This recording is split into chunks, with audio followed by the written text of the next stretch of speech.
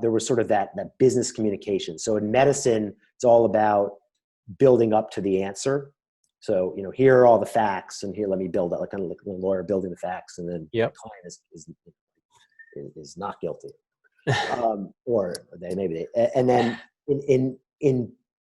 in the business world, and I'm using that term like sounds like a doctor now, using that term very generically. In the business world, it's top-down communication. So we went to the same business school, and there you may just say, I think it's this. And you may not back, business school students may, BS a little bit, right? Mm-hmm. In McKinsey, they teach you actually, lead with the answer. You should expand into this market, and these are the reasons why X, Y, and Z.